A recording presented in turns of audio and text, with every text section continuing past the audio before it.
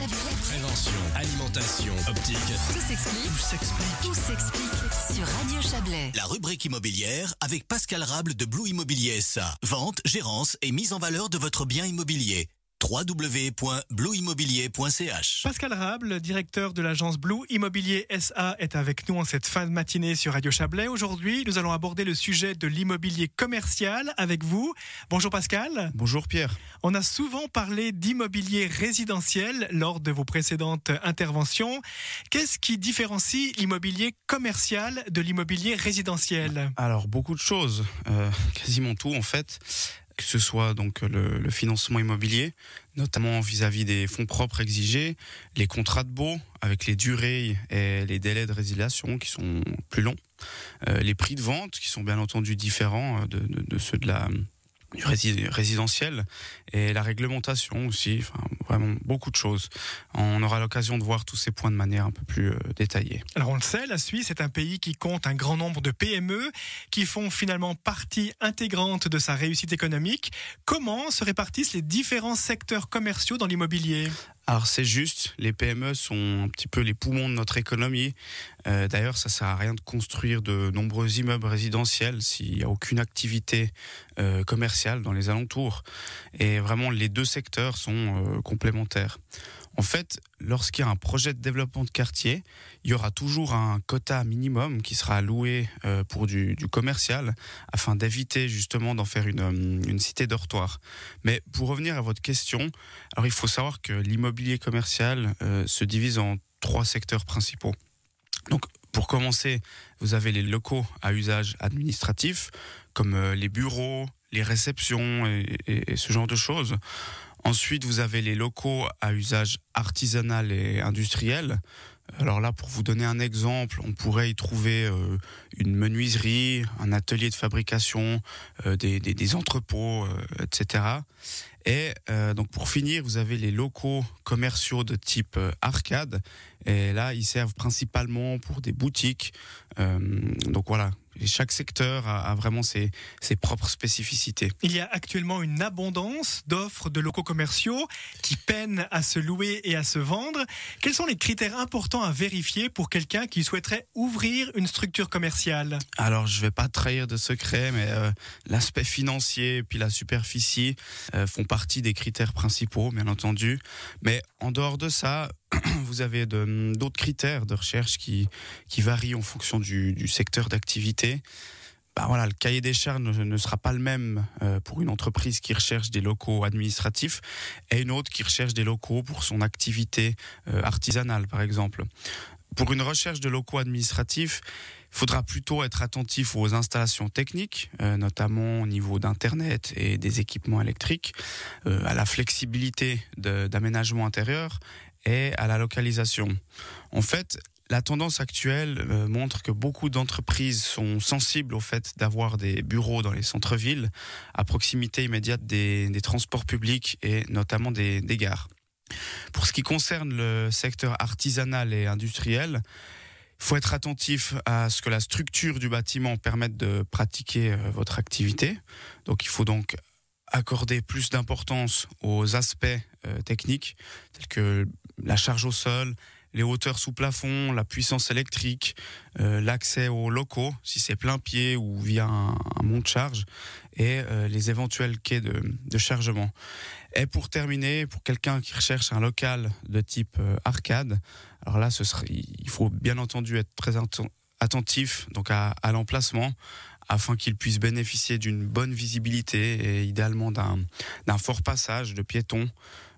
Voilà, un autre critère important et commun à la plupart des sociétés, c'est le sujet des places de parc. Donc, si l'on résume, Pascal Rable, pour la majorité des entreprises, l'emplacement géographique est donc très souvent un élément déterminant, c'est ça ? Oui, effectivement. L'emplacement est primordial pour un commerçant. Bien qu'il existe aujourd'hui d'autres moyens de communiquer sur sa société, notamment via Internet, un local avec une bonne visibilité et un accès facile permettra de se faire connaître auprès d'un maximum de clients. Et là encore, sans surprise, les locaux commerciaux au centre-ville sont très prisés est donc plus cher parce qu'ils garantissent vraiment un flux constant de piétons et de clients donc potentiels. Le secteur qui se porte assez bien au niveau des commerces est le secteur de l'alimentation et de la restauration.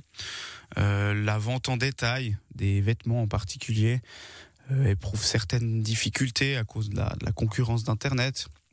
Après, si pour diverses raisons vous n'avez pas la possibilité de prendre un local au centre-ville, notamment pour des raisons financières, il y aura toujours la solution d'opter pour des locaux excentrés. Par contre, alors une chose vraiment très importante dans ce cas de figure, c'est que votre clientèle puisse accéder facilement au magasin en proposant donc un nombre suffisant de places de parc. Parce qu'il y a un dicton qui dit « no parking, no business ». Exactement, c'est ça. Et c'est valable pour un grand nombre de sociétés. Et là, vraiment, peu importe le secteur d'activité. Le sujet des places de parc, c'est vraiment très sensible lorsqu'on recherche des locaux, qu'ils soient administratifs, industriels ou autres. Je viens d'évoquer les raisons pour lesquelles les places de parc sont importantes pour un commerce, donc pour la clientèle, mais faut savoir qu'une entreprise ayant des locaux administratifs est aussi confrontée à cette problématique, parce qu'une société dont les locaux ne sont pas située dans un centre-ville ou à proximité immédiate des transports publics, elle devrait être en mesure de proposer quasiment une place de parc par employé, parce que voilà, une société avec un accès au bureau trop compliqué, elle ne sera pas attractive sur le marché du travail. Donc imaginez faire plusieurs heures porte à porte pour rejoindre votre lieu de travail, c'est pas viable sur le long terme, car ce serait trop usant pour les employés. Et c'est d'autant plus vrai pour une société ayant une activité artisanale et industrielle qui sont généralement situées dans les zones très isolées. Donc vous avez évoqué tout à l'heure les raisons pour lesquelles certains locaux peinent à trouver preneur. Et voilà, les places de parc, c'est effectivement un facteur déterminant. La réflexion doit ensuite se porter sur le choix entre la location, l'achat ou la construction d'un bien. Quels sont les avantages et les inconvénients de chacun de ces choix ? Alors, beaucoup de sociétés ou de particuliers se posent effectivement la question de louer ou acheter. Lorsqu'on souhaite acquérir un bien immobilier, qu'il soit résidentiel ou commercial, il faut avoir la capacité financière nécessaire, donc d'une part, mais il s'agit aussi d'opportunités. Parce que contrairement au marché résidentiel, le marché commercial n'est pas aussi ouvert à l'achat. En fait, il y a un grand nombre de biens qui sont proposés à la location, mais pas beaucoup à la vente, et notamment pour les bureaux et les arcades. Lorsque vous voyez une annonce restaurant à vendre, salon de coiffure à vendre, fiduciaire à vendre, ce genre de choses, il s'agit bien souvent du fonds de commerce ou du portefeuille de clientèle, mais pas de l'achat des murs à proprement dit.